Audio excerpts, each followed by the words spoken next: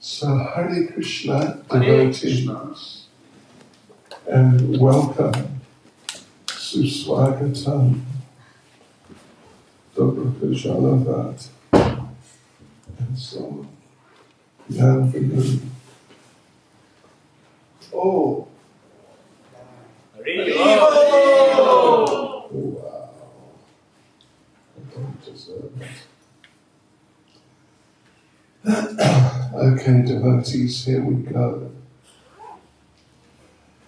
Nama Om Vishnu Padaya Krishna Prasad Utale Srimati Bhakti Vedanta Swaminiti Namane Namaste Saraswati Devi Gauravani Prachane Nirvishesha Shunyavadi Paspachade Shatane Sri Krishna Chaitanya Prabhu Nityananda Shri Advaita Gadadhar Shivastadi Gaura Bhakta Vrinda.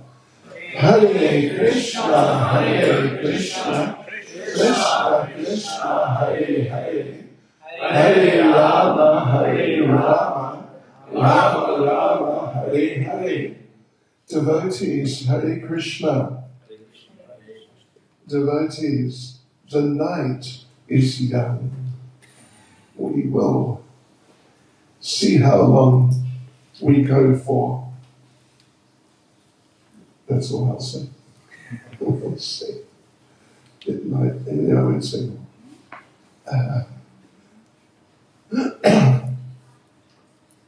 right. Vanshkapatruvyascha kripa sindhubhya evacha Panitanam bhavanebhyo vaishnavebhyo namo namaha. Vaishnavebhyo namo namaha. We offer our respects to all the devotees. So, okay, to start off with, we will focus on the subject of forgiveness. Yes, because, and then after that, we'll we'll discuss a bit about offences, and then we'll go into some other things. So first of all, devotees, the first point about forgiveness, about you forgiving, particularly you forgiving, if there's something that you should forgive someone for. Of course, I imagine there's also some things that you should be forgiven for. So, there are two sides of the coin, but you forgiving someone. First point is, and this is an interesting point, that, many people don't think about when the subject, if the subject of forgiving someone comes up. The first point is that forgiveness is a choice. It's a choice. It's not just a mood or a feeling or a sentiment or something. It's a choice. You choose whether to forgive or not. And so, anyway, let's just look at it from different points of view. The idea of you forgiving someone. Here's an interesting point. If you forgive, you will be forgiven. If you, and similarly, if you give mercy, you will get mercy. These are very important things to bear in mind, or just to be aware of, as opposed to sort of just be in some sort of consciousness or other. I mean, Krishna consciousness, but sort of in this regard, sometimes we talk about being in Krishna unconsciousness. Yeah. We're in the association of devotees, and we're doing this and we're doing that, but we're not really so conscious. So here is a point. How would you be doing now if you were only forgiven for your previous sins, mistakes, offences, to the exact degree that you have forgiven others? You get the idea? Do you mind having this beautiful phone? It's just such a lovely phone. Do you mind having it blocking your way? That's right, it's there. You could just put it here, and that will only block the pillar. Maybe the pillar will find. Not Valamani, no, it's okay. They're all right. Yeah. All right. So just consider that. How would you be doing now if you were only forgiven for whatever, you've done wrong or hurts you've created, pain that you've caused other people, particularly devotees? But you were only forgiven for as much as, for those things, as much as you have forgiven others for when they hurt you. Who has not been hurt? Who has not hurt others? So, the problem is that, or a problem is, too often we want mercy for ourselves, but we want justice for others. Are you with me on these points? And you have your pens and paper, or, your devices, because you should note these things down, because otherwise I'll practically give you a written guarantee that you're just going to forget it. I mean, really, a lot of it. I'll just give you a written guarantee. And I'll give you £1,000 next time I come, if you have not forgotten it. And anyway, how you wrong. Yes. So, okay, yeah.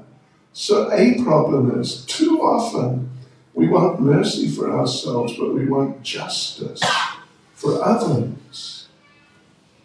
And, in one sense, we become attached to our resentment.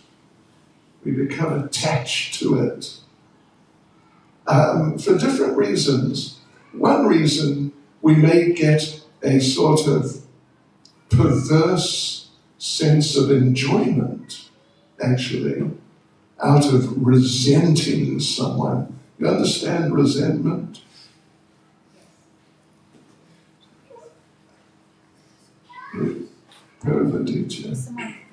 Resentment, to resent something.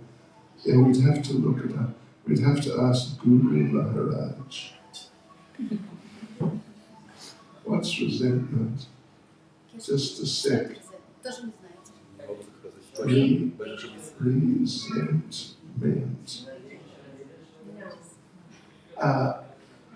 Negativania. Negativania. It's like anger, but yes, negativania. Right, devotees. We become attached to resenting someone for something which they probably did. But we become attached to it because we get it like a perverse, you understand, perverse, perverted, you understand, perverted sense. What was I going to say? You got it. Perverse, like twisted, yeah. It was your weapon against those who hurt you. Yeah. And you get a taste from it. Wow. Sweet anger. Yeah, okay. Sometimes we don't forgive because we want to punish the other person for what they've done. But the reality is that we're only punishing ourselves because we're holding it on in our minds. We're not holding it in their minds.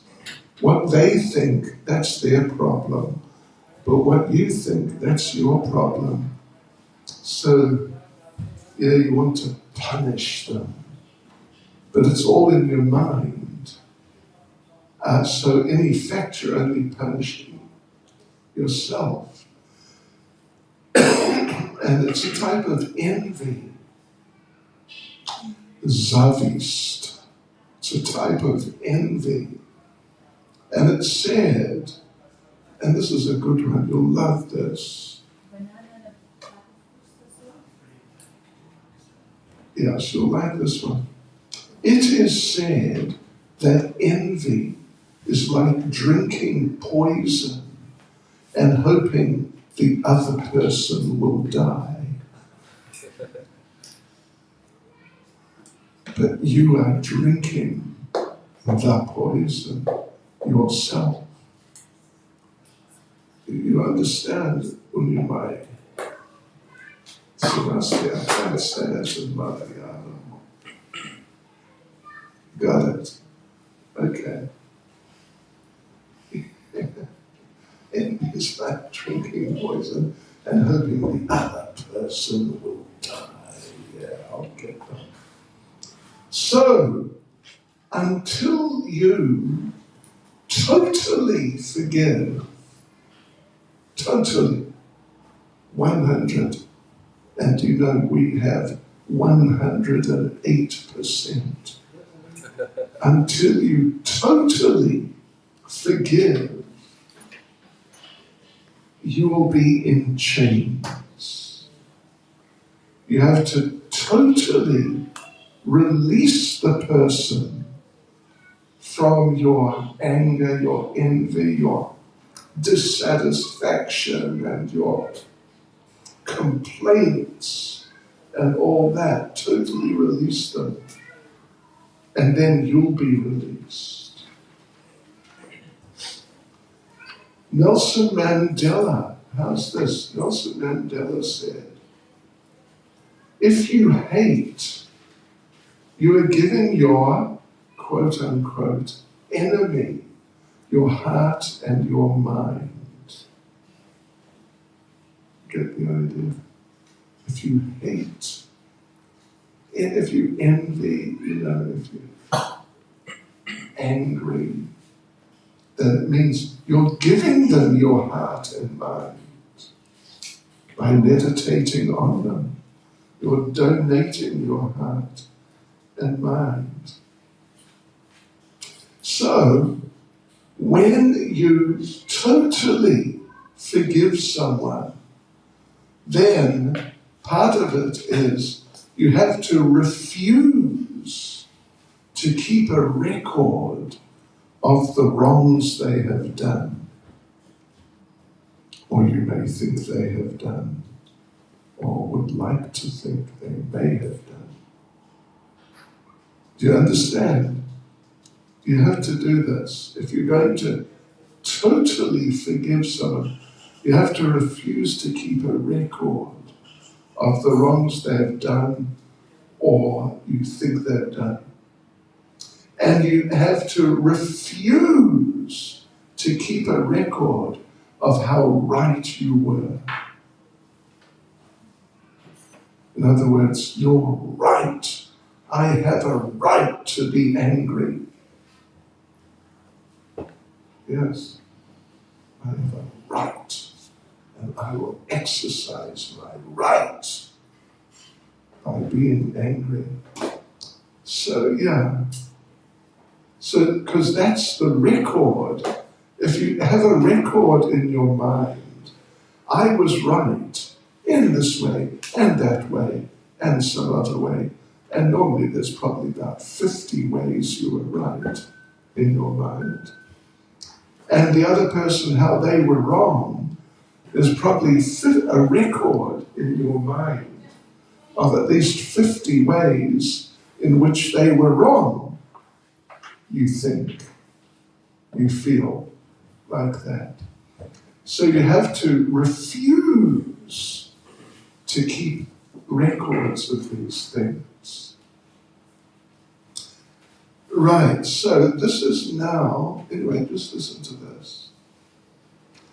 People guard their victimhood. Do you understand that? People guard the fact or the idea that they are victims. They treasure the idea, I am a victim.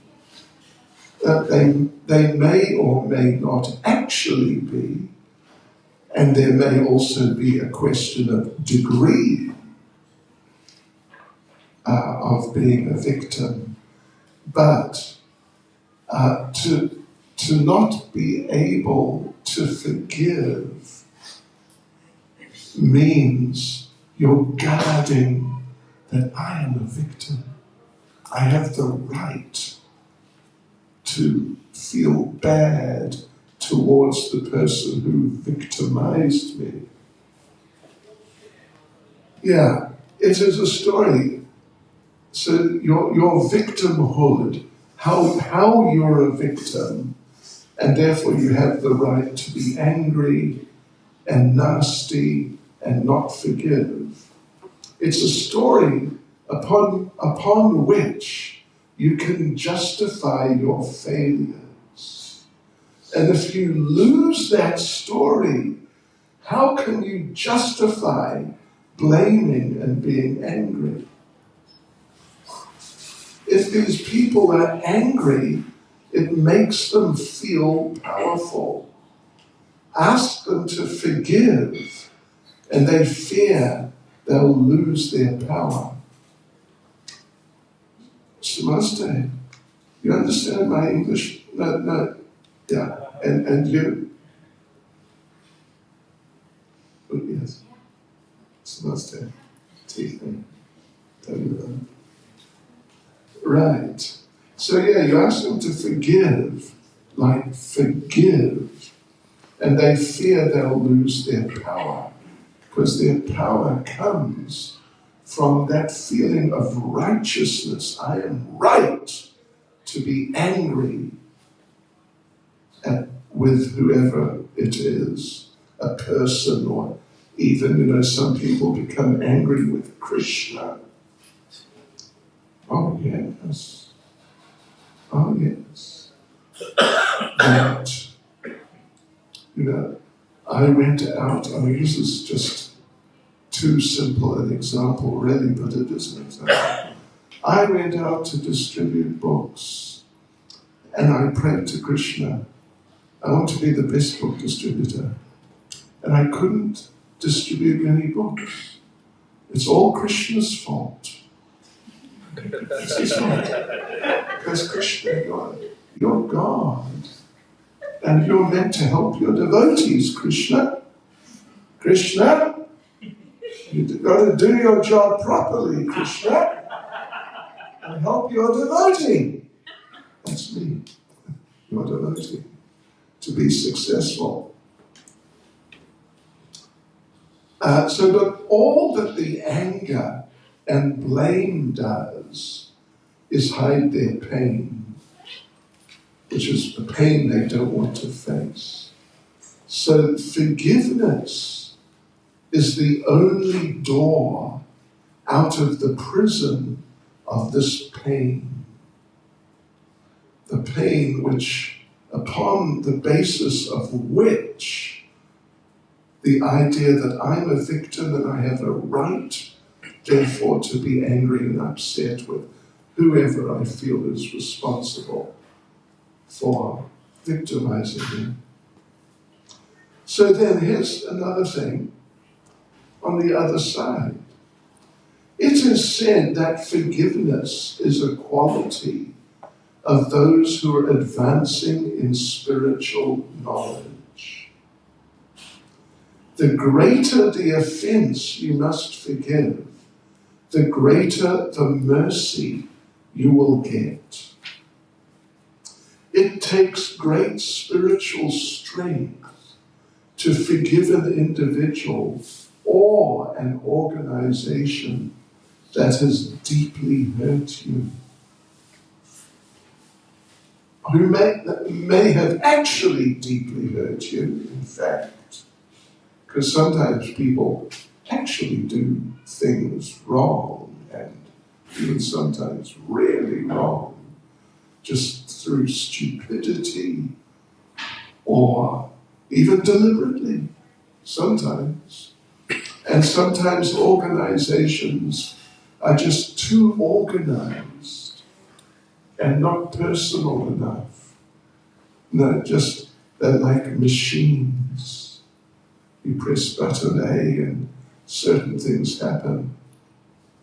But so they overlook caring for people and really being aware, being conscious of people and how they feel when they are treated in a certain way. So it takes great spiritual strength to forgive an individual or organization that has actually deeply hurt you. And here, this is a good one. I don't know if you'll like this.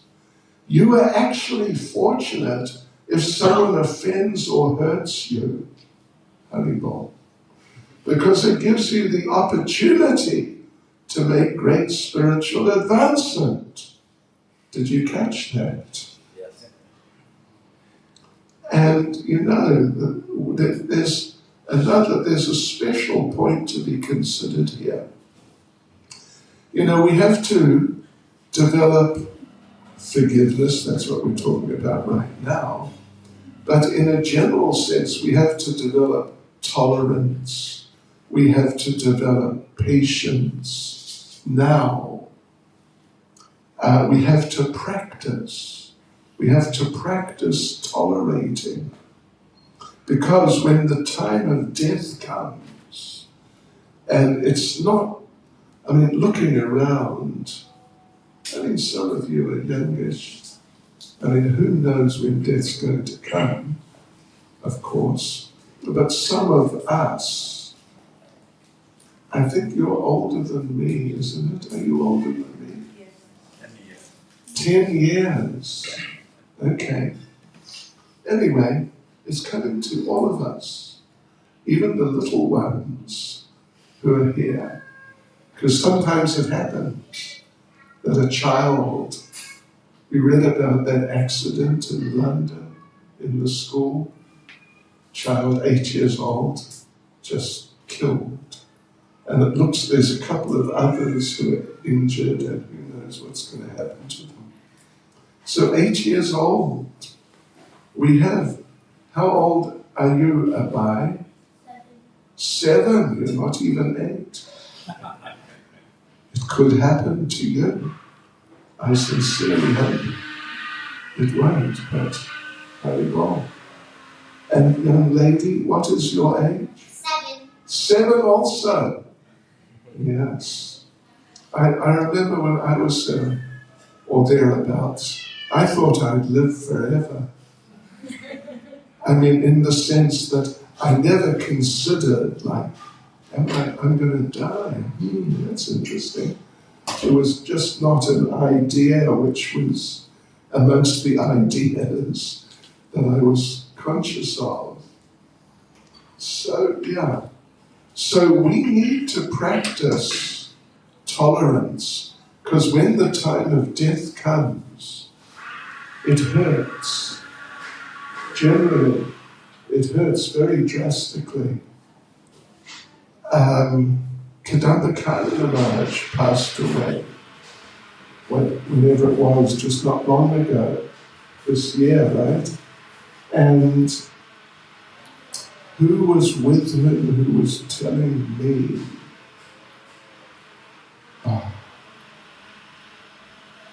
someone was with me, who was with him for some days, up to and including the day that he actually passed away.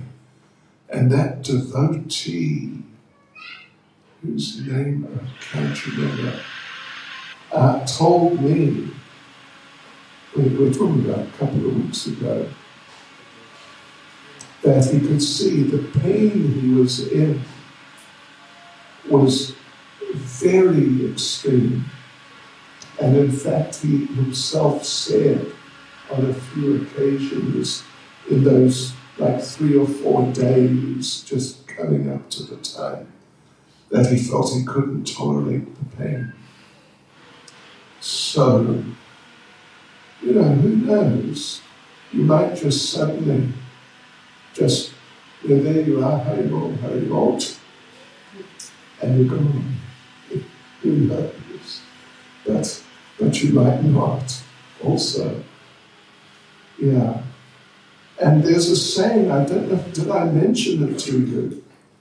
Old age is not for sissies. Old age is not for sissies. You understand sissy? Sissy means like a real weakling who just can't tolerate anything. And, you know, just like, if there's any danger or anything, any difficulty, oh no. That's a sissy. But let me just see in Russian what it is. Sentimentalist? No, it's not a sentimental. I mean, it's way beyond sissy. It's slang.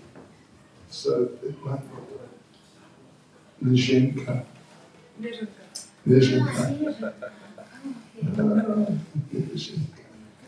Sissy, like a real weakling. Yeah, not at all brave. Right, so, you know, in order to develop Krishna consciousness, you have to practice it.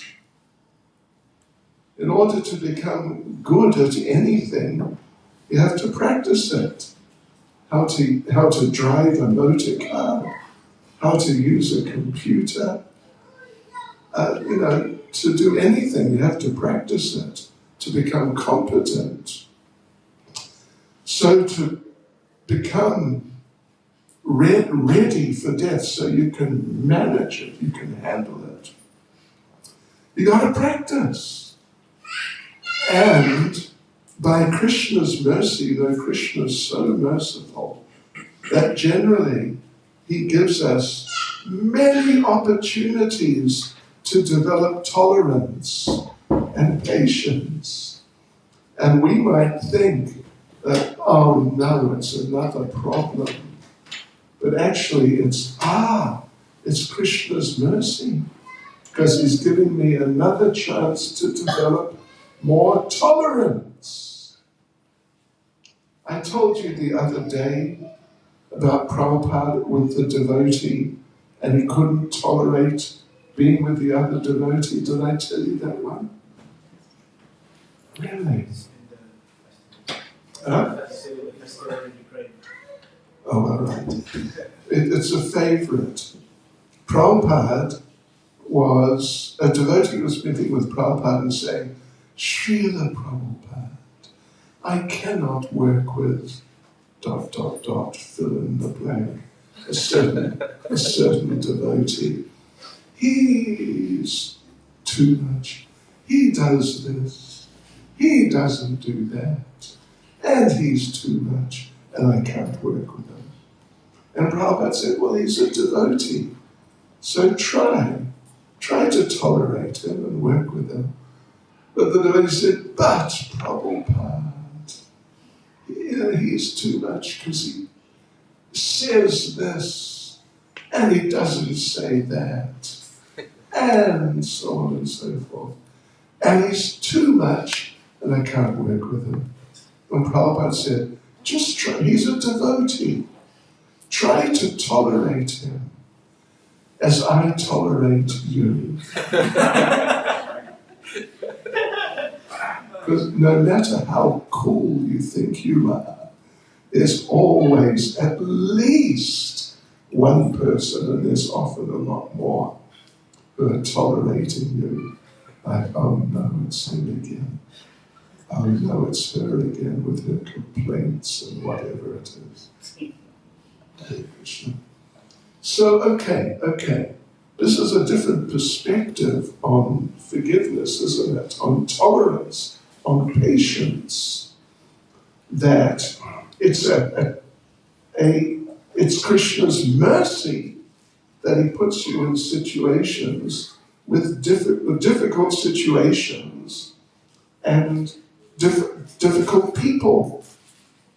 Garangi, do you know any difficult people? Smile.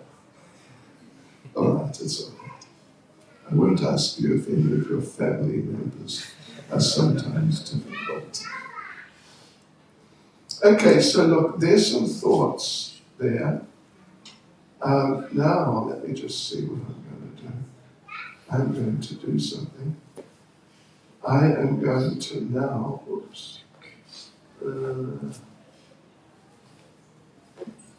how to destroy a relationship.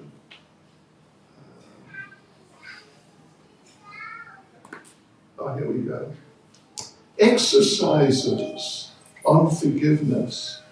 You know, normally we do this whole seminar over like 3 or even 4 complete days.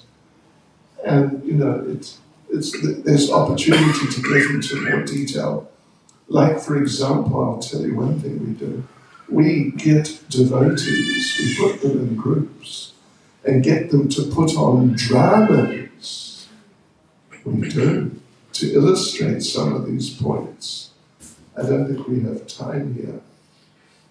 But here's some exercises which you can, in your own time, you can consider putting into effect, trying them out. So the first point is we have to develop. So these are exercises on forgiveness. We have to recognize when we offend others. Yeah, we have to be able to recognize. It means develop a certain type of intelligence. And, you know, one thing which really helps with developing this type of intelligence is prayer to Krishna. That basically like this, something like this.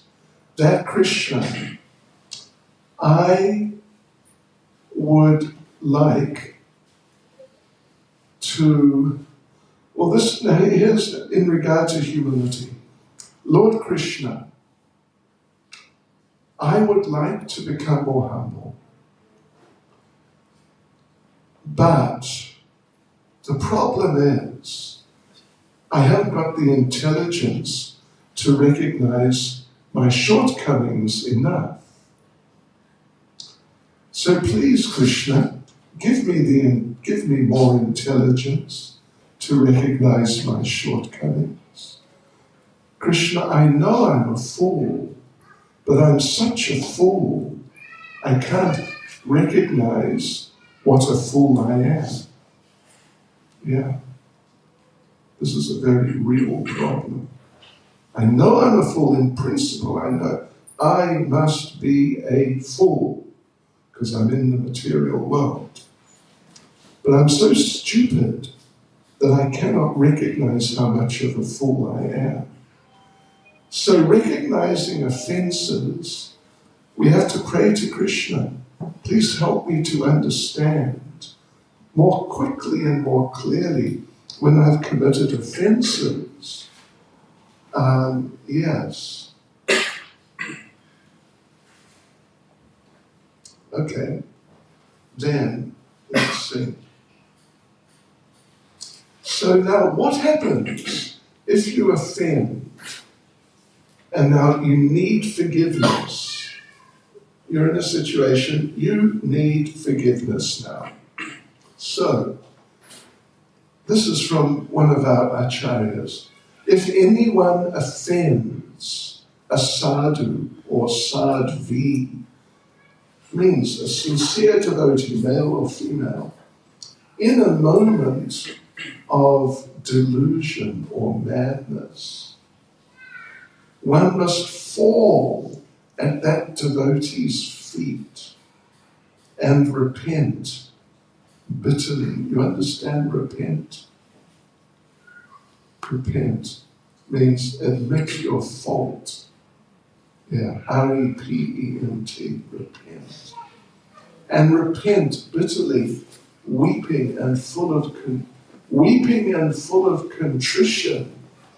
Contrition basically means just realizing your stupidity and your offensiveness, basically. Weeping and full of contrition, one must beg forgiveness.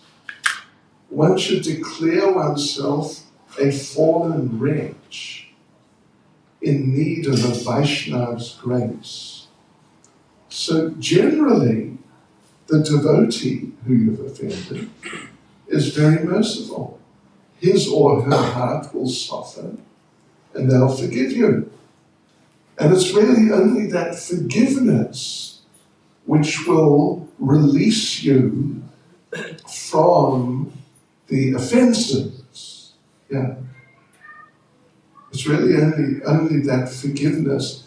Otherwise, you'll be still caught by the reactions. Yeah. I hope this is actually Haridas Thakur is speaking to Lord Chaitanya. Harinam Chaitanya. Now, here's a question. What should you do if you've realized you've offended a devotee? Well, we've just said what you should do. You shouldn't go to them and say, yeah, sorry about that, Haribol. No, you should really take it seriously. I was once in the presence of Tamal Krishna Goswami, if you ever heard of him. And unfortunately he passed away, but he was a very special devotee in many ways. But there was some situation, I forget the details, it was in the 90s when we were doing seminars in Vrindavan. And somehow or other something happened and he really felt he had offended someone. And he actually went to them like what I read. And I saw it, I witnessed it. Fell at their feet, repenting, bitterly, crying, and full of regret, and begged forgiveness. And told, I remember particularly at the end, he told the devotee, like really, I mean, it seemed really from his heart, if you cannot bring yourself to forgive me, I know my life in Krishna consciousness will be ruined. Yeah. So, yeah, if you've offended a devotee, it's a serious thing. I mean, it's a really serious thing. Chitraketu, King Chitraketu in the 6th canto of Bhagavatam laughed at Lord Shiva because Lord Shiva was sitting surrounded by a group of sages like yourselves. You're a group of sages, but these sages were all sannyasis, like strict renunciates. And in their cases, they were really strict renunciates. And Lord Shiva is addressing them. He's giving a class to them with his wife sitting on his lap. Haribol, you're smiling. And when Chitraketu saw that, he laughed. And there are different possible reasons suggested why he laughed. You know, obviously one possible reason why he laughed was that, you know, what's he doing with his wife on his lap, preaching to staunch renunciates who'd given up household life years and years ago. I mean, you can understand someone possibly laughing.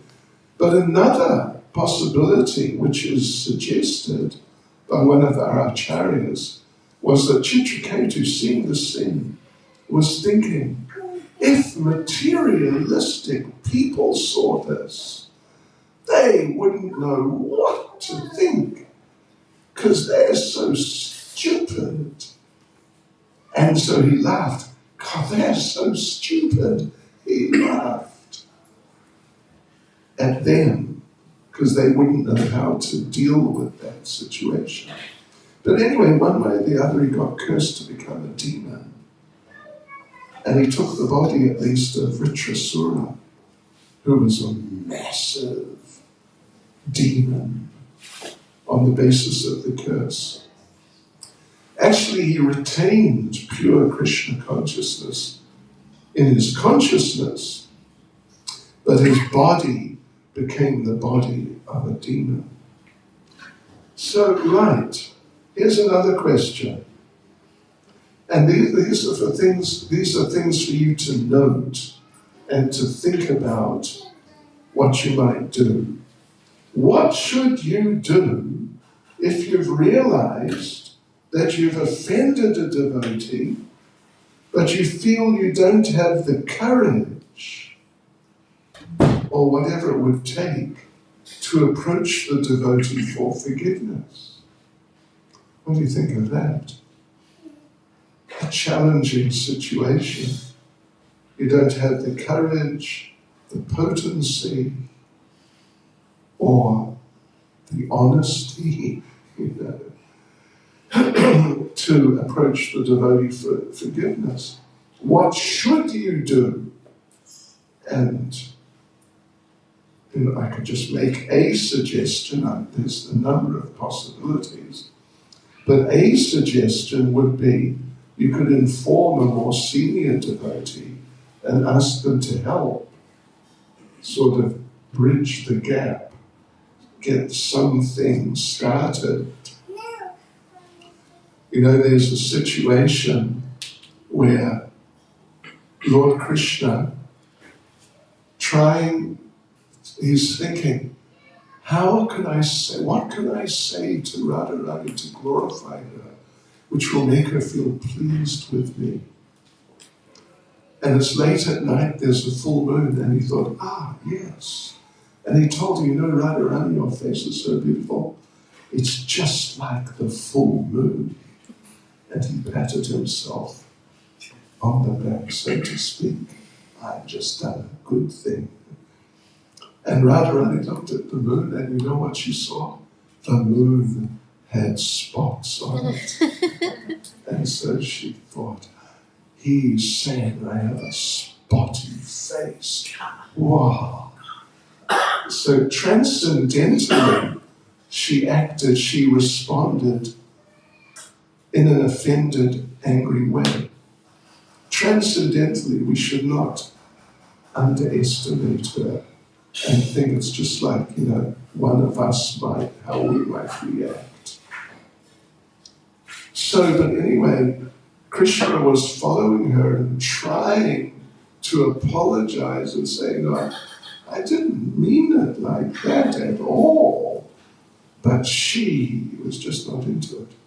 So then they went up to, in Varshana, Mankutia, which means the place where Radharani goes when she's in transcendental anger. And there's a picture, quite famous. Radharani's sitting, Krishna's here. Radharani's here like this, looking kind of the other way. And Lalita comes in between them. And she takes Radharani's hand and Krishna's hand and brings them together. So sometimes you need the help of a friend.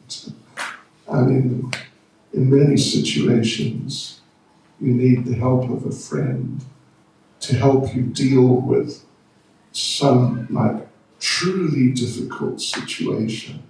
So that's one suggestion.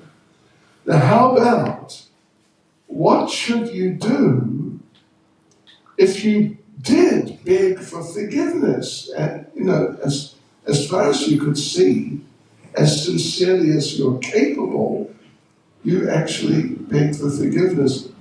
But the offended devotee just sort of superficially, not from the heart, they just said, oh, all right, something like that. So what should you do then? Superficially forgave you, they didn't really. And having said that, what should you do if you begged for forgiveness, but the offended devotee just did not forgive you? Yeah. Because believe me, it can happen. Because some devotees, they feel so offended that they actually can't. They're not able, at least at this point, to forgive. Yeah, because it's not just a mechanical thing. It has to come from the heart. Right. So now, what should you do if a devotee approaches you to beg for forgiveness? What should you do? Well, one thing you shouldn't do is if a devotee comes to you, and you can see they're really sincere and they're really begging you for forgiveness for something, whether you felt offended or not, even if you didn't feel offended, but what you shouldn't do is not exactly, you definitely shouldn't just brush them off, but you should acknowledge that, they feel they've offended, so you should give some sort of substantial type of response, even if you're actually not offended.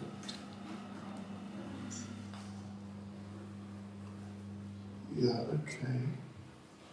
So, Srila Prabhupada says, Srimad Bhagavatam 1:9-27. To get freedom from anger, one should learn how to forgive. To get freedom from anger, you must learn how to forgive. And you know what Krishna says in Bhagavad Gita, don't you? Chapter 2, verse 62. You all know that, right? Gaurangi, do you know that? Jayata Vishaya Purusa, Sangasteshu Prajayate, Sangat Sanjayate Kama, Kamat Krodha Vijayate. While contemplating the objects of the senses, one develops attachment for them. From attachment, lust develops. So, contemplating means you're just looking and thinking, oh, that looks good, I like that. So now that's attachment. That looks good and I want it. Then from attachment, lust develops. Lust now, in this context, lust means you do it. Whatever it is. You're not just thinking wow, really looks good to me, but you actually do it. And then, what does Krishna say then? From lust, happiness arises. Is that right? Oh, anger. Oh, I thought it was happiness. Satisfaction. From lust. Oh dear. Oh dear. From lust, anger arises. So you must know that if you see an angry person, you are seeing a lusty person. Generally, if you see an angry person, you are seeing a lusty person, because the two are just intrinsically connected with each other. Yeah. They may not absolutely 100%, but in many cases, if you see an angry person, you never get angry, do you? Say no. Harry does. Do you ever get angry, Harry does? You said no? I said no. Oh, good. I beg to differ.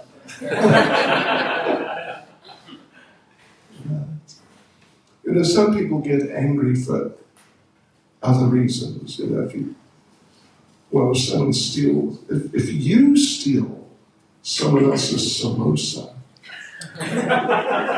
and they get angry, that's lust, isn't it? Because you wanted to eat the samosa.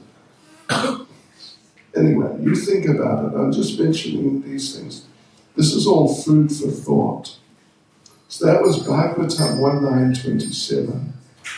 To get freedom from anger, you have to learn how to forgive.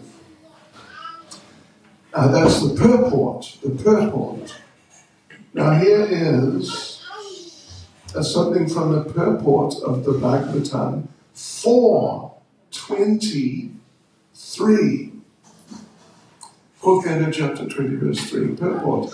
It is said that forgiveness is a quality of those who are advancing in spiritual knowledge. That's nice. Now, if you were doing the whole seminar, I would tell you, you know what I would tell you? I want you within the next, let's say 48 hours, I want you to approach 3 devotees who you feel you may have offended and ask them for forgiveness. Do you get it? You get it? Got it? It's part of the seminar. And you never know. I might continue the seminar into next week. You never know what might happen. Yeah, so we want you to approach 3 devotees who you may have offended and beg them for forgiveness. How's that? Then you can approach devotees who you feel have offended or hurt you and say, I felt offended and hurt by you. Please forgive me for feeling like this. Wow. This is wow stuff. This is grabbing the bull by the horns, if you know what I mean. See if you're up to it. You can do it. I would advise you to do it anyway. And this is all part of Trinada Pisa Vichena, Torora Pisa Hishnuna, Manina Manadena Kirtaniya Sada Hari. That if you want to be able to chant the holy names of the Lord constantly, then you have no choice. You must become as humble, lowly like straw in the street. You must become tolerant like a tree. Otherwise, you will not be able to chant the holy names constantly. You'll be able to chant, but then after a while your mind will stop you from chanting further. And then a little later, you'll be able to chant some more. But then after a while again, your mind will stop you again. But to be able to chant constantly, you have to become truly humble. Now, am I offending any of you in saying these things? Am I frightening any of you? I hope so. Really, I do. Now, did you all catch those points? Anyone feel they like a little more clarity on any of these? You know, what you might possibly be asked to do? Approach devotees you may have offended and beg for forgiveness. And approach devotees who may have offended you. But in a mood of forgiveness or like humility, and say that I felt offended by you, hurt by you. Please forgive me for feeling this way. Haribol. It's interesting, isn't it? Yeah. What happens if I've gone and asked somebody for forgiveness and they still don't forgive me? So what do I do after that? You know what they say? If at first you don't succeed, try again. Yeah. And that's the only possible answer. If you feel the answer is, well, you know, I tried my best. He or she wouldn't forgive me. Too bad. Haribol. We'll just carry on. That's not the right response. Because basically you should feel or understand that actually you hurt the person so much that even though they're devotees, but they just cannot deal with it to the point of forgiving you yet. So you might have to give it a little more time. You might have to engage some more senior devotee to help, like some sort of managed type of mediation, something like that is possible. And that's not easy, because the person has to be expert at mediating. And if I'm not forgiven, how will that affect my progress in Krishna? Yes, it affects that. I mean, it can affect, it will affect, but it may affect in different ways. You know, it's quite possible it may affect your chanting, that your attention, your concentration on your chanting becomes weaker, and even though you try to get focused, but it's just a real battle. That's certainly one way. Another possibility is you may lose your taste for doing service, or your taste for reading Prabhupada's books, your taste for associating with devotees. Yeah. Okay, I'm now going to, if there's no other point, I'm going to, yes, Prabhu. Question, Maharaj. When you talk about, it is said that forgiveness is the quality of those who advance in spiritual knowledge. Right. Could you tell me the reference again? Oh, yes. 4:23 purport. Those who are advancing in spiritual knowledge. 4th Canto, chapter 20, verse 3. Prabhu. I just want to ask, will Krishna help me in asking forgiveness? Because the devotee is also not understanding or will Krishna help me in doing that? Yes, if you pray to him. You know, prayer is one of the 9 processes. We should practice prayer. We practice hearing, we practice chanting. We should practice praying ourselves. And there are 2 types of prayer. One is to just repeat like standard prayers, but from great devotees. Another is just to offer your own prayers.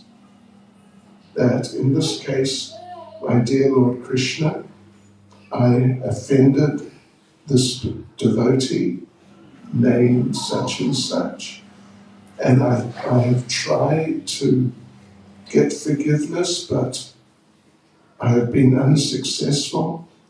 Please help me.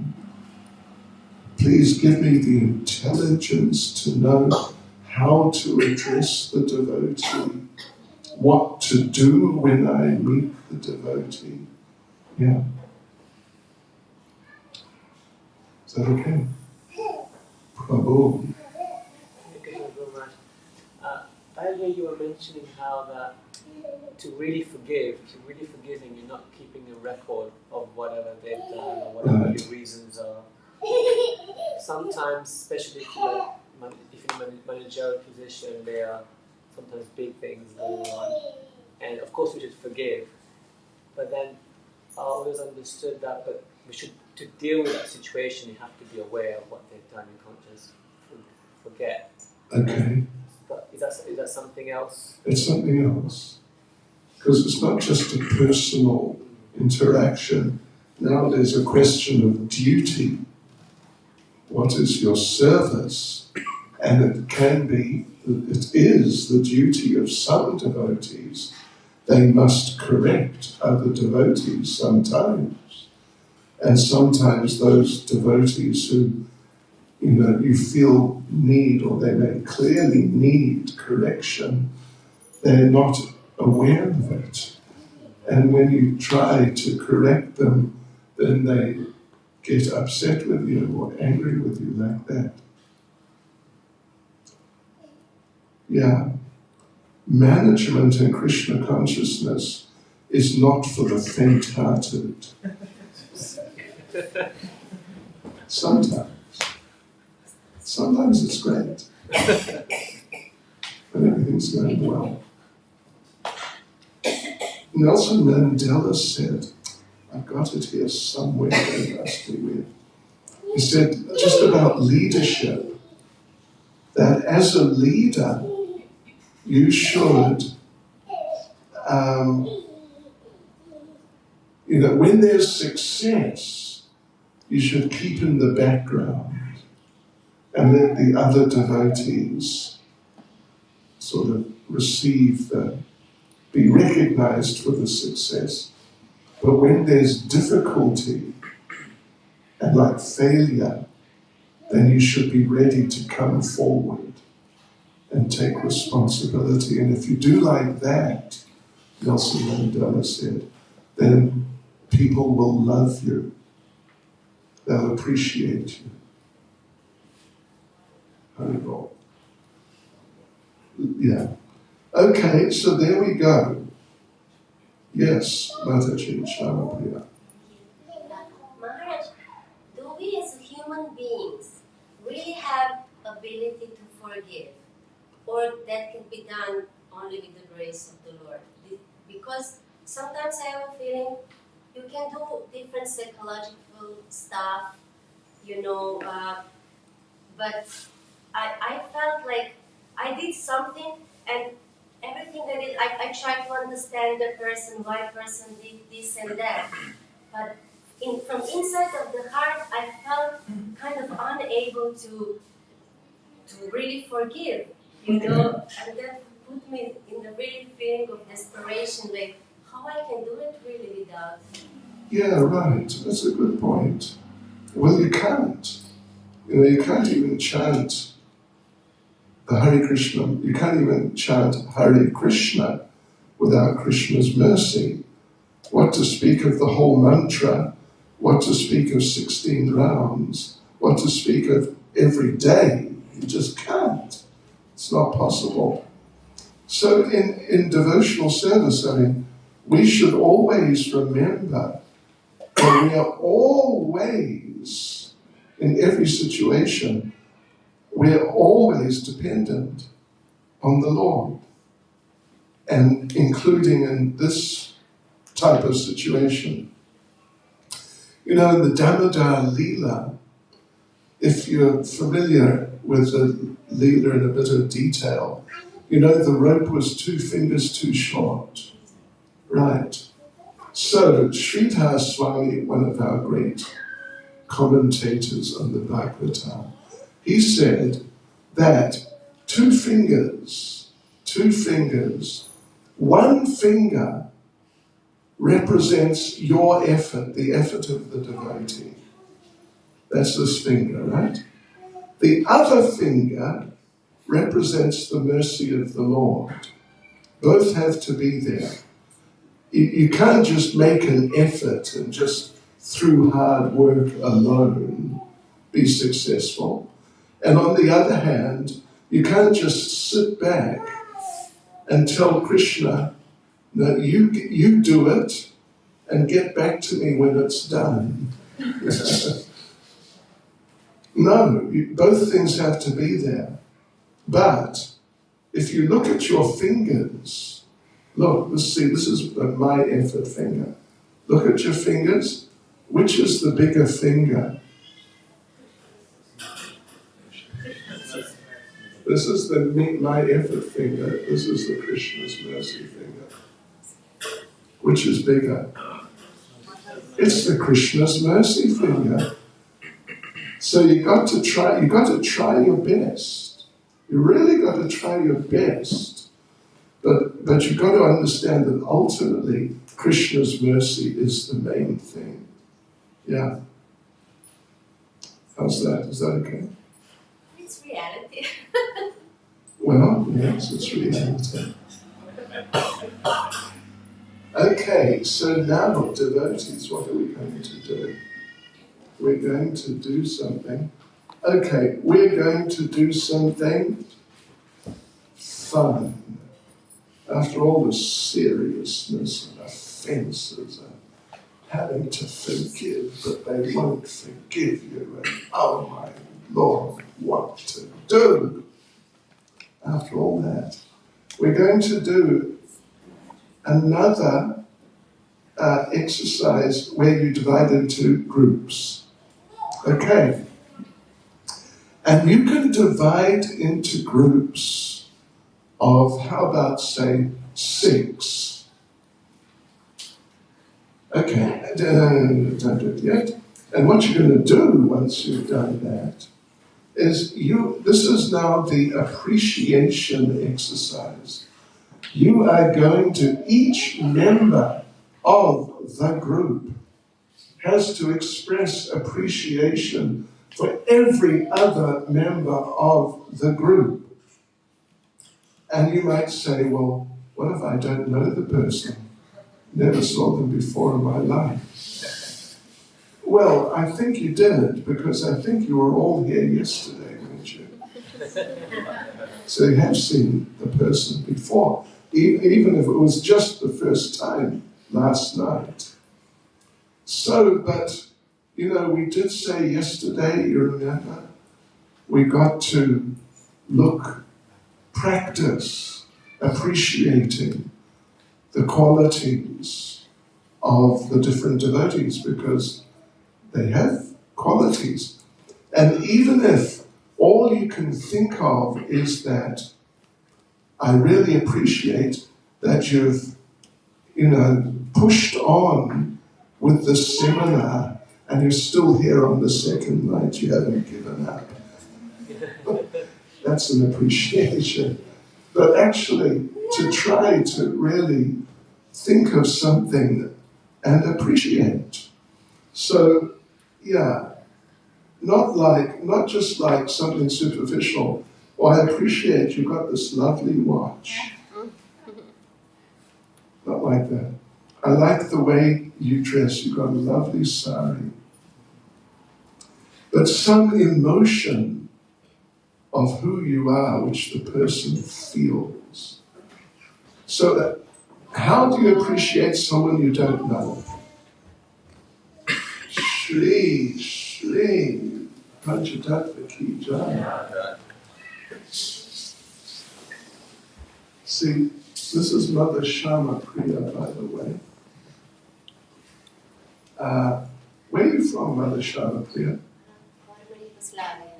Where? Former Yugoslavia. Oh, really? Serbia, Croatia. Okay, right. Got it. You speak Russian? No, Serbo-Croatian. Okay. But it's similar. I know. I've been there. I heard and I understood a few words. I thought, oh, I can understand. But then there were some more words and I didn't know what they're talking about.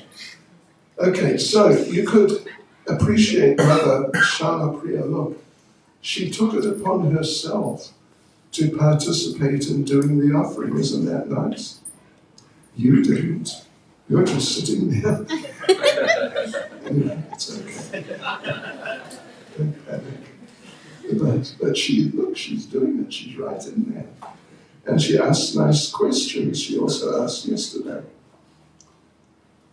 Right. So, yeah, you can appreciate that they're interested enough just to take part in the program. Yeah. That they're devotees, they're trying to do something for Krishna, that they're part and parcel of Krishna. Yeah.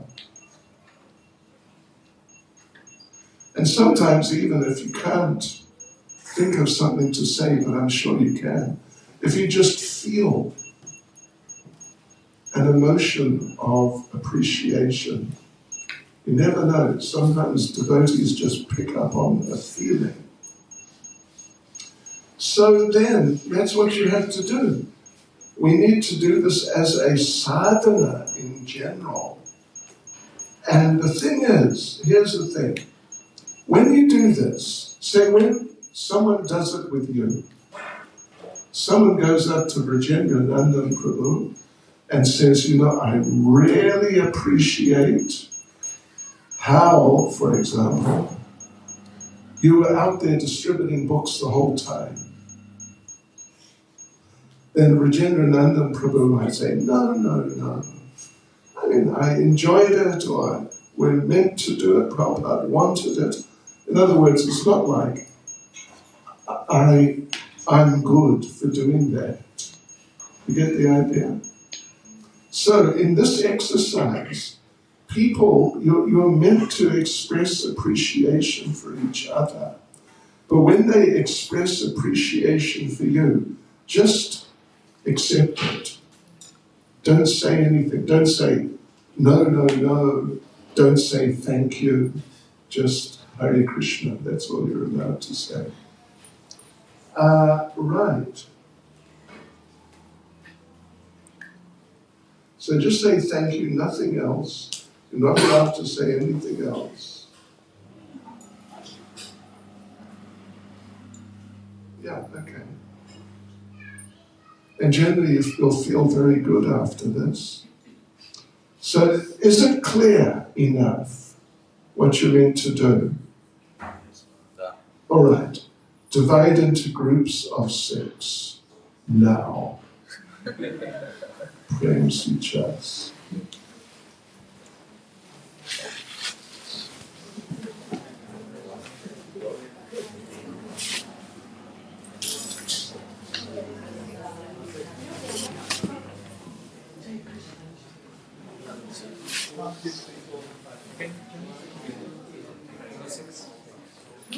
And if you've only got 5, it's okay.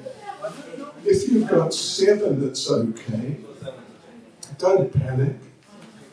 But, just 5, 6, or 7, or even 4, I mean, if that's the way it works out.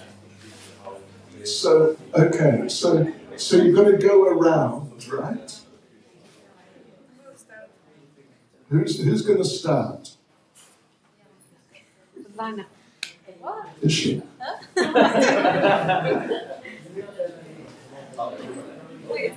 Well, she can, because she knows all of you pretty much.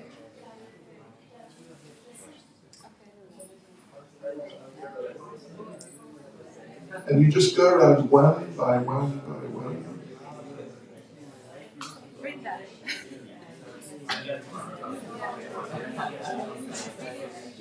Okay.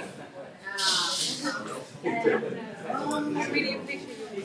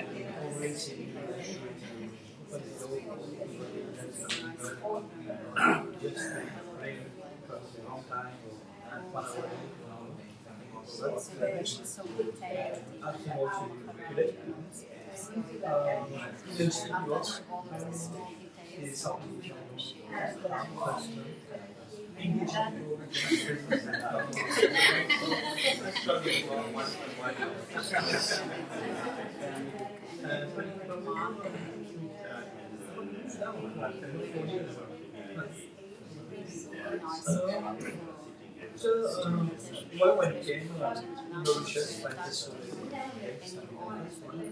but then you were happy, everything. I appreciate how you met me first time. I still remember the smile, the songs, the flowers, Mother, I appreciate it. I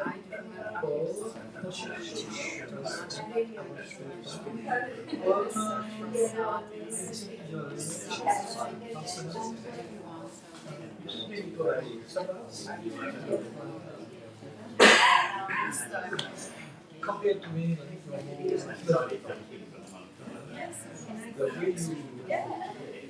I started to Linda. She's been a lovely, lovely sister to me for 7 years. Since she's coming here, she's engaged my children doing dramas.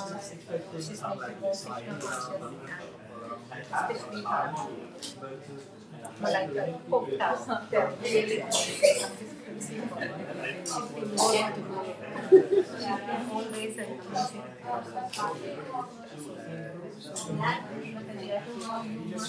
but I know about your and beauty. Oh, your sorry, your flower decoration. I think that I really look at them. Not that I don't know anything about you at all, but you just find your face and appreciate that. So actively you were listening to that's the problem. I've known you since you were a little girl, associating that you were always being with the players, giving them company, doing dramas with them. And I've seen you sometimes in school, street after listening to lectures. So I really appreciate your association.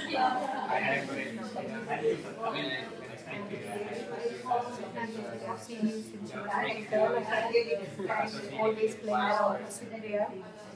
And hugging her and being a big sister to her. And I appreciate the way you've been involved to me.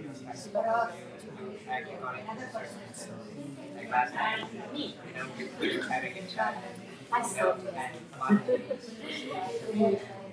I knew you before. Yes, yes. And you have always been my sister. at one point you saw that he made first. We always share and we understand each other. Because I appreciate it. This is amazing. I can understand by seeing how he's making around it. So he was always good at the leader of the house.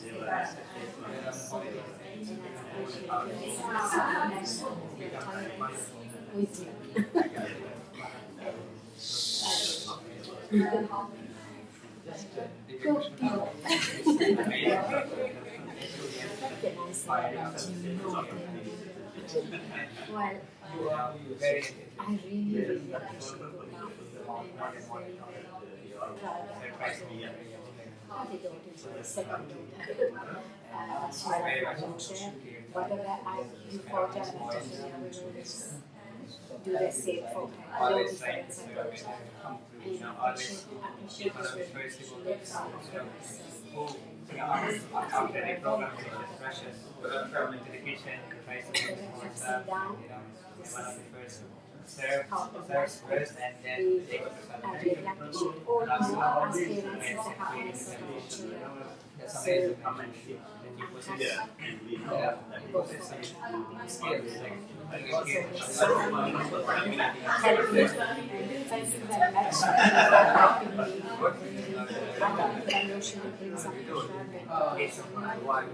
no doubt amazing. Especially service I did. I saw you last I know night. you since I got to You can be clear about the IES. Let's see which I know that really it's not just that it's the only time you are amazing service. you often She come is a in devotee. Scotland. Yeah. Where you have all She the is a devotee. it's amazing.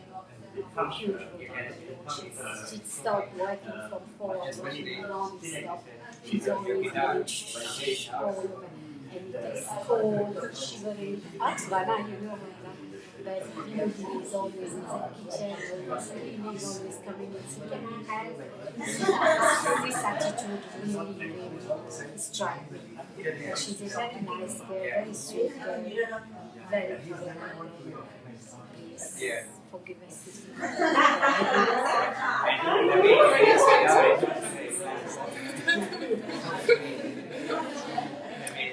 Fine. This is a long yesterday situation. But she's so sweet. I like the way you come to me. No matter what I appreciate what I really appreciate.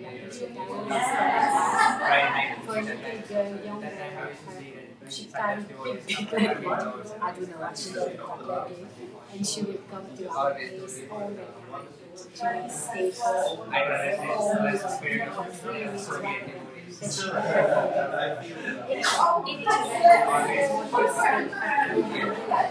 but she will come to our place. So really thank you for seeing to us like your parents and coming and staying with us. This is the best appreciation I ever had. And always helping me do everything. So thank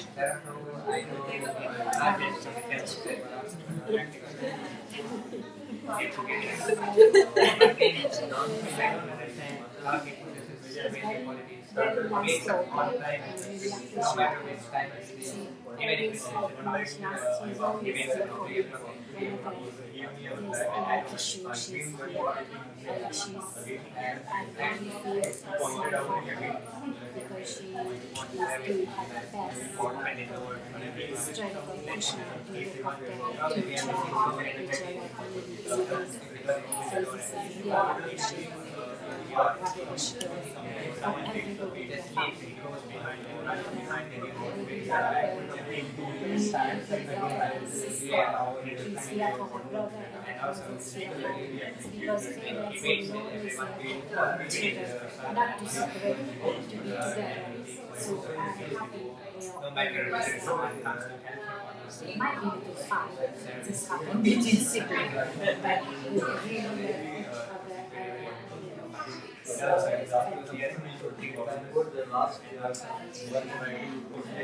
thank you. No, he doesn't know how to take credit. He puts an effort. And I really how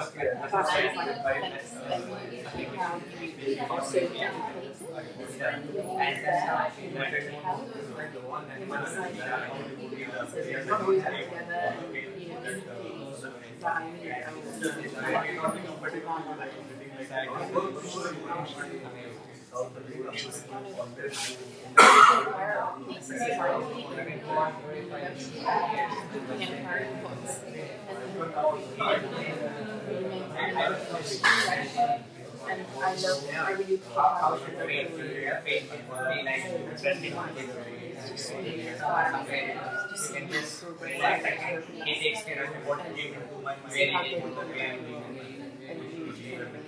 just depend on everything happy and dedication. I also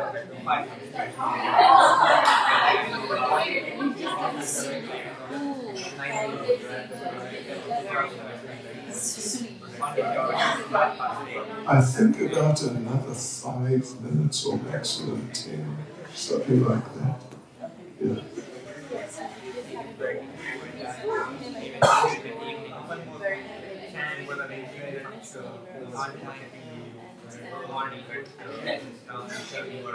You can understand when you start standing fire.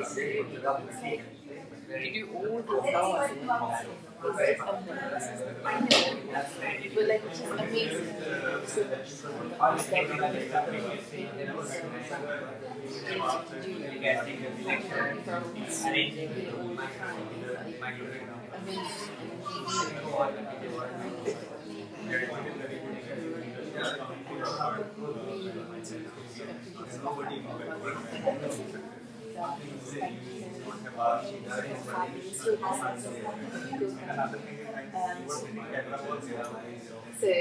really appreciate how great you are. In every way, you dress, the outfits you make, crowds, you never buy anything, you just make them, and you make them really spectacular.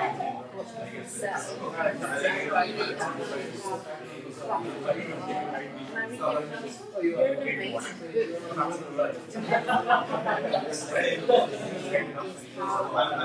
it's your rabbinic requirements. Dedicate yourself to every day is when we come to your house, you bake all things. There's not a single place that breaks. You perfect and actually I mean everything needs to be perfect.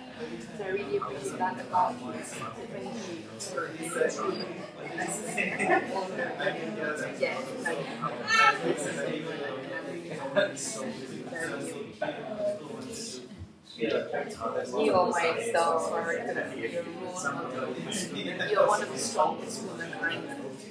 And you've been through so much. You stood there and you what an epitome of a woman should strong, raised two really beautiful daughters, extremely well mannered, and you've done that on your own, which is something some of us I can't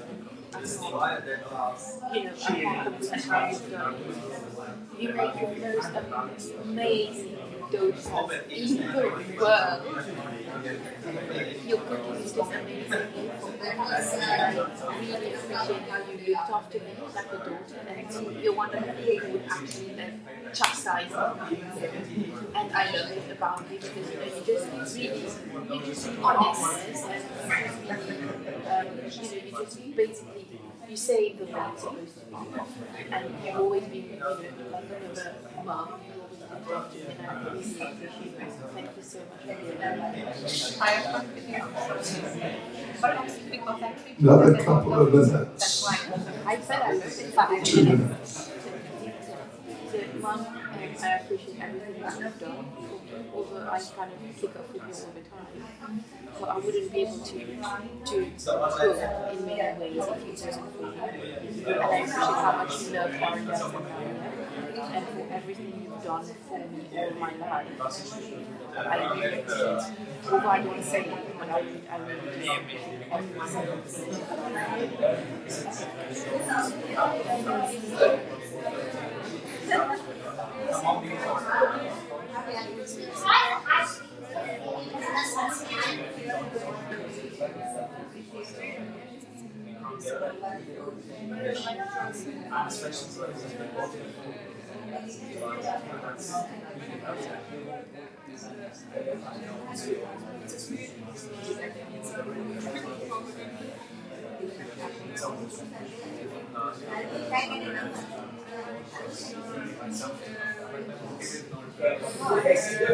Another 5 minutes.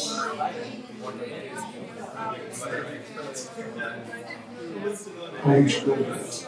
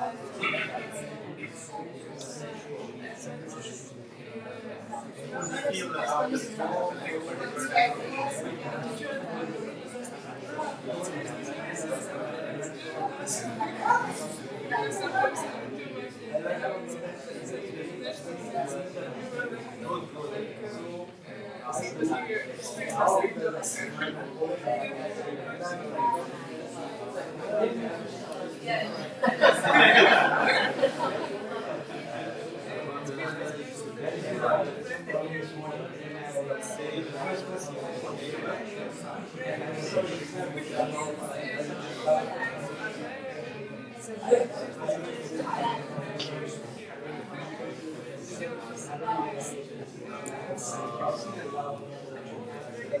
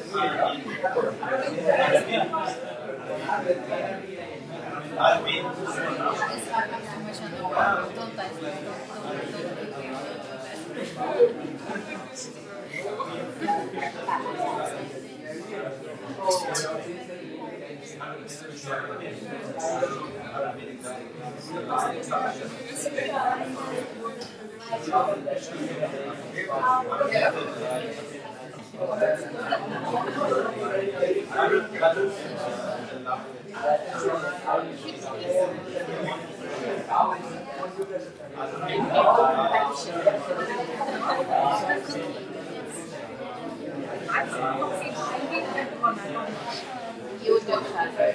They will give you that one.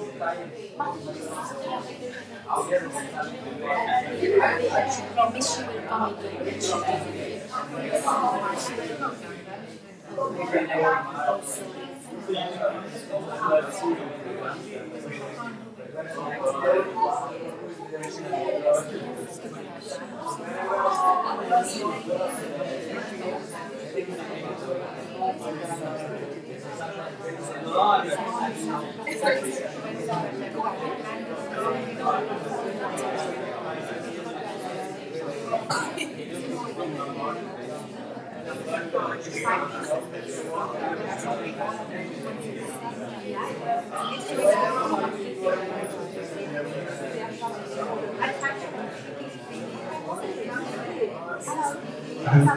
Has any group finished?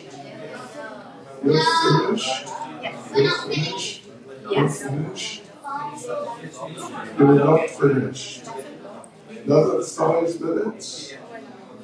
5 minutes? Okay, yeah, let's round up. If you're finished, you can carry on. Or you can just chat.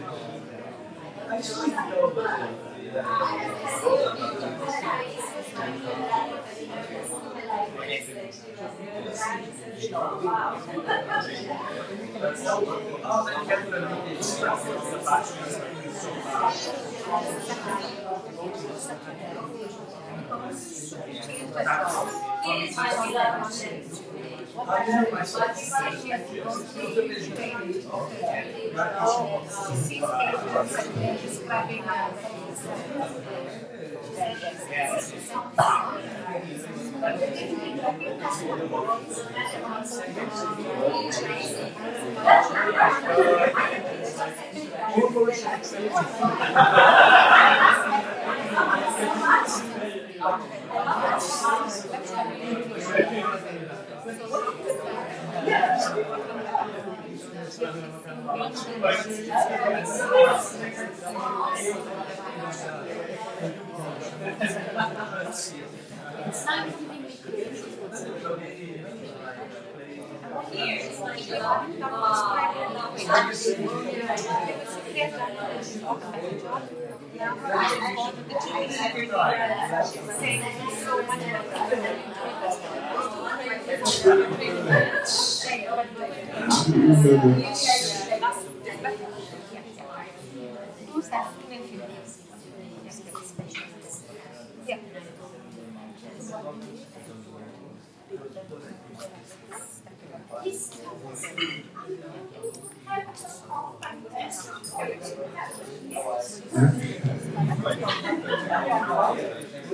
Okay, I think it was a good 2 minutes.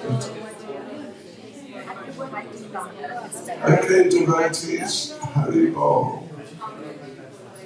Thank you for that. I hope it was a nice experience for you all. Yeah, I hope it was a nice experience. And it's a type of mood and practice we want to cultivate, appreciating, because we're all conditioned souls, therefore we have this inbuilt, spontaneous attraction to not really appreciating others so much. Yeah.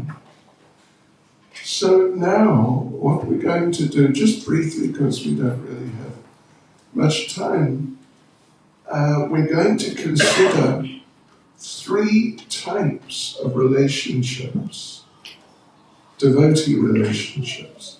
One type is a relationship a relationship of junior devotees to seniors. In other words, how juniors should relate and interact and deal with seniors. Then, and when we say juniors and seniors, what we mean is in terms that are relative to your position. In other words, someone who is senior to you may be junior to someone else. You follow? So it's based around your situation. That if you are junior to someone, how should you interact with them? Not just in the broad sense that there are junior devotees and there are senior devotees. Not just in that sense, but relative to you. You get the idea? And then relationships between equals. Someone who's equal to you. What do we mean by equal? We mean, basically, to keep it simple, someone who has been a devotee, more or less, roughly, approximately, as long as you. Maybe not exactly, but roughly. Who's been a devotee as long as you could mean who's been initiated as long as you, roughly, that sort of thing, or just practicing as long as you. Yeah, approximately. And then relationships of seniors towards juniors means you are now senior to someone, that person is junior to you, they've been a devotee less time than you, basically. So how should you interact as a senior with them? And there is a basic sort of rule of thumb about how to interact. In fact, it's covered, to say, more or less. There's a verse in the Bhagavatam, you can note this down, 4th Canto, chapter 8, verse 34.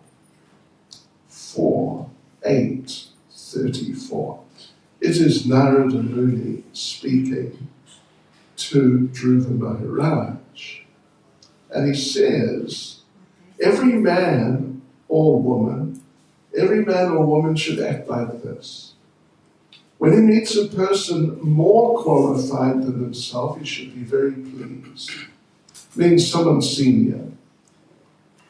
When he meets someone less qualified, means someone junior, less qualified than himself, he should be compassionate. And when he meets someone equal to himself, he should make friendship with him.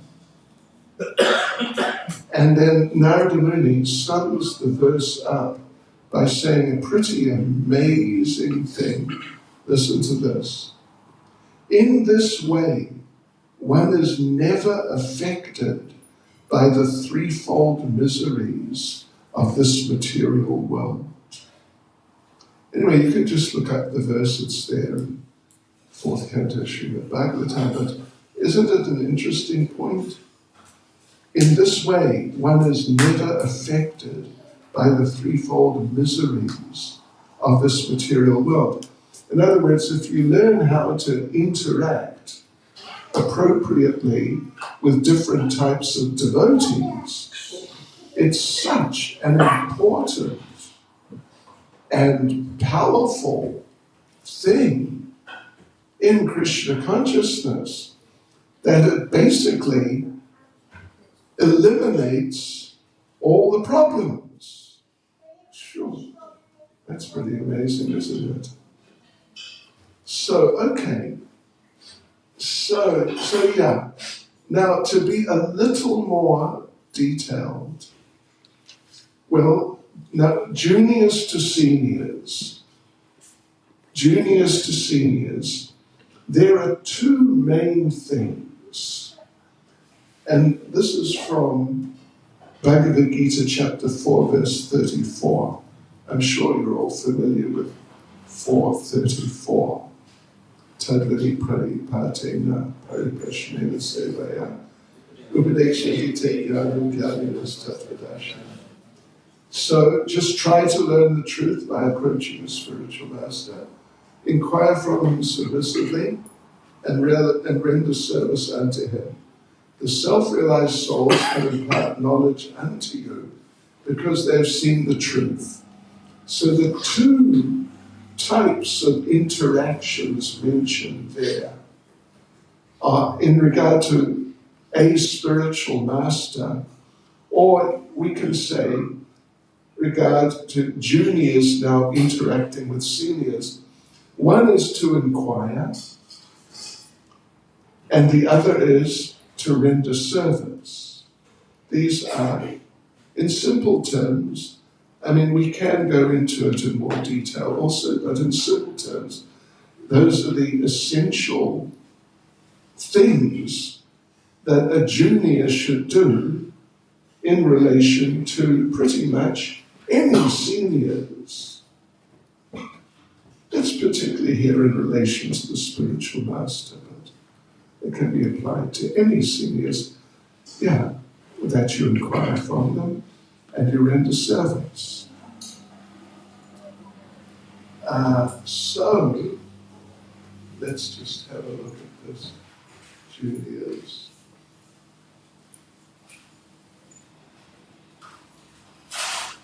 Okay, now, there's one verse, Nectar of Instruction, verse 4, very important, very nice verse, which is very relevant. Dadati pratigrinati bhuyavakyati prachati bhukte bhojayate chaiva shadvidam priti lakshanam. Offering gifts in charity, accepting charitable gifts, revealing one's mind in confidence, inquiring confidentially. Accepting prasad and offering prasad are the 6 symptoms of love shared by one devotee and another. So, I would like you, and it would really be nice if you could, at least while I'm here, I'd say particularly tomorrow Sunday, I would hope you're all coming to the program tomorrow afternoon. I think you'll find it interesting. We're going to be discussing different pastimes of Lord Krishna. But consider, when was the last time you gave a gift to another devotee? And maybe it was today, I don't know, but think about it. When was it? And on the other side, when was the last time you received a gift? So it would be nice if tomorrow, or at least while I'm here till Friday, right? Friday. If you could at least give a gift to another devotee. It's heartwarming.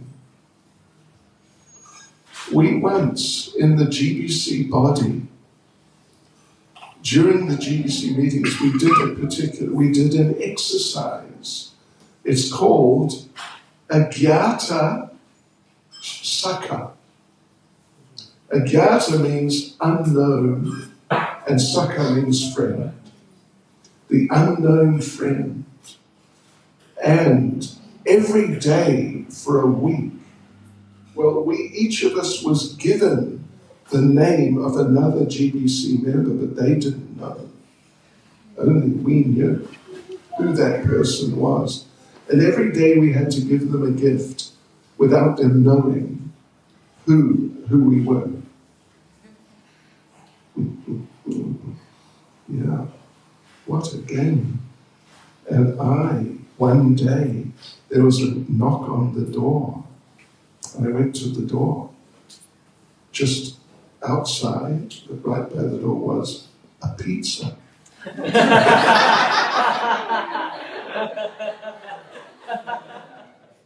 Another day, there was not a knock, but there was the sound of like shuffling, papers shuffling. And I looked, and under the door came an envelope with 50 euros in it. And I thought, wow, this is a good game. So, devotees, I would like you to give at least a gift to someone. Yeah. And if more than one devotee, please do. Yeah, do that. Now, giving a gift, accepting a gift, that can apply to juniors, or they can apply to juniors or seniors. Accepting prasad, offering prasad, can also be carried out in regard, either way, it doesn't really matter. Seniors, juniors, equals, it's fine. But one of these, it's very important that we understand the perspective, revealing one's mind in confidence. In other words, explaining about some problem, some difficulty. This is done by juniors to seniors. It could be done between equals. It's not impossible. But more particularly as a junior does that to a senior. And then inquiring confidentially, maybe it's not exactly clear what that means, but the idea is giving input, giving advice.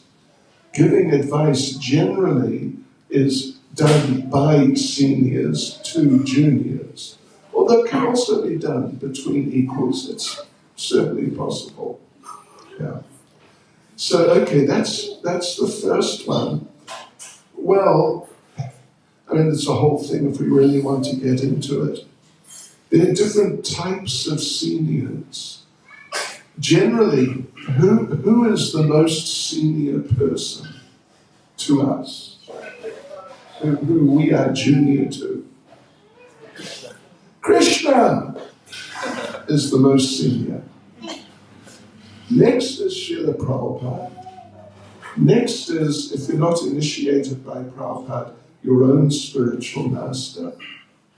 Then next is the previous acharyas, because really we should only access them through the spiritual master and particularly through Srila Prabhupada. Then others who are gurus, then god brothers or god sisters of the guru, then sannyasis, then the authorities in ISKCON, means the temple, where there's a president, he's your senior. Even if, in other terms, like even if you've been a devotee longer than him, but he's senior. Those who are spiritually more advanced, then older god brothers, god sisters, these are seniors, basically.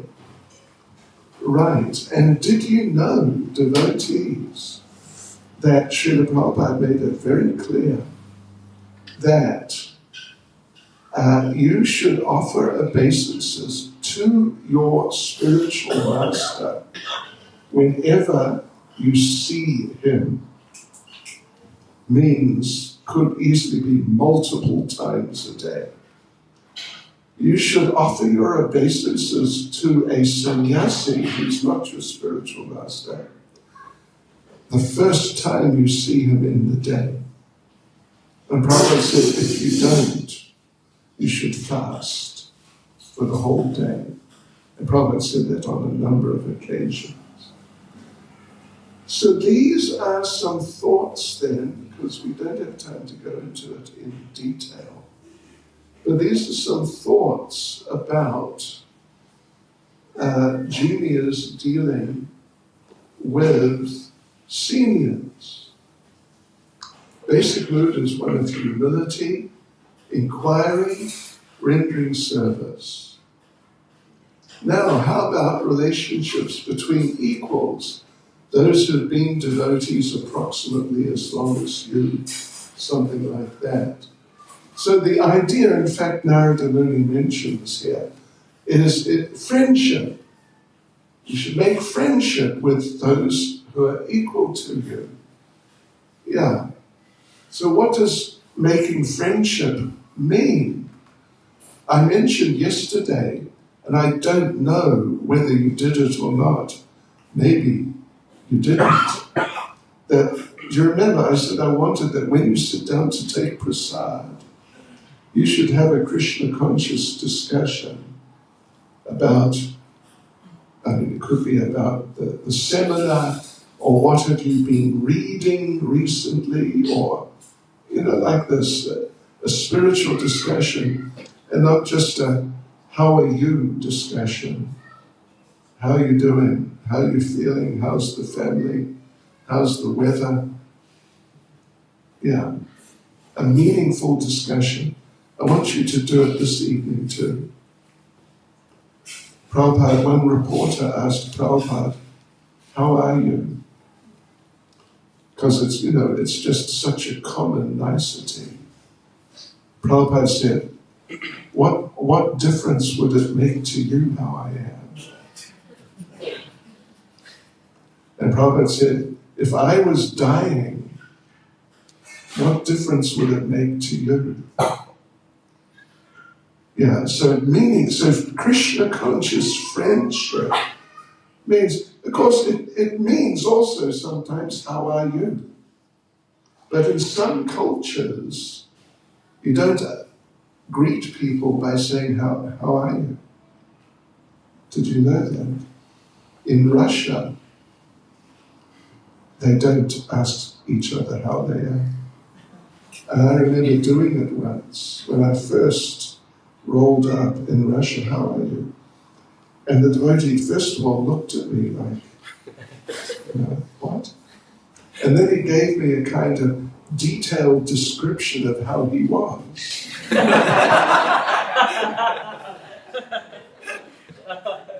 It wasn't just, how are you? Oh, what's the standard answer? Fine. Yeah. It's just a formality. So yeah,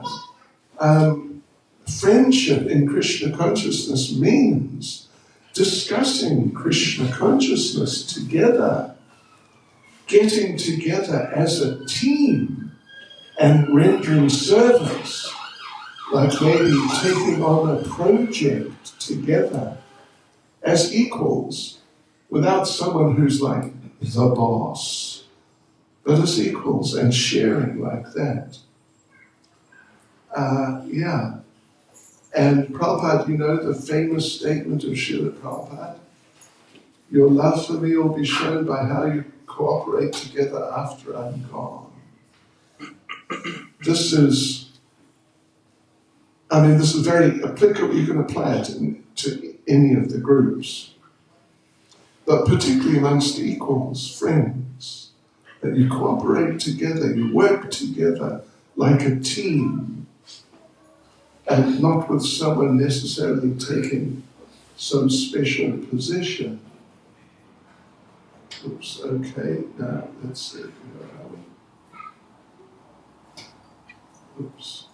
Now, relationships of seniors to juniors.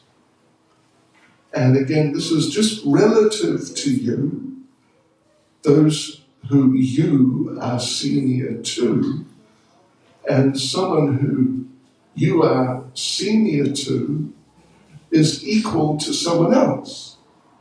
And someone who you are senior to will probably be senior to someone else. So it's relative to you. So now if you're the senior, then Narada Muni said you should be compassionate. So the basic mood is parental. If you're senior, the basic mood is parental. Many of you are parents, so you know what being a parent is about. It means you have to give protection, you have to give nourishment, you have to help solve problems. Yeah. And sometimes you have to give, sort of give some advice like that, guidance, even maybe a little chastisement, but that's got to watch out for that. Yeah, so the basic idea would be try to treat juniors so they feel inspired. Not, let me tell you an experience I had personally in Berry Place. In Berry Place, when I joined, I'd been there a couple of years already. So there's one new boy, really new, and he was cleaning the prasadam room floor after we took prasadam in some way or other. And I just happened to be there. And one more senior devotee walked in and saw him, I don't know exactly what he was doing, but sweeping or mopping or doing something to clean the floor, which that devotee didn't appreciate. And the devotee said, "What are you doing it like that for?" Oh, like, oh my God, what do you think you're doing? That you should do it like this. And this new devotee, oh, okay, sorry. Okay, now he's doing it this other way.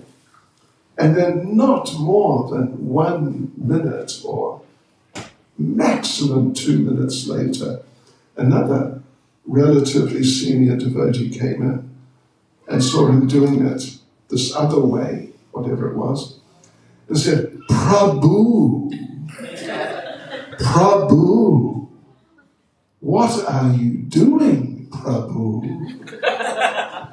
Why are you cleaning the floor that way? No, you must do it this way." And this poor new devotee, now, oh, okay, well, he's a little bewildered now. First time he thought, oh, right, okay, I'll do it a better way.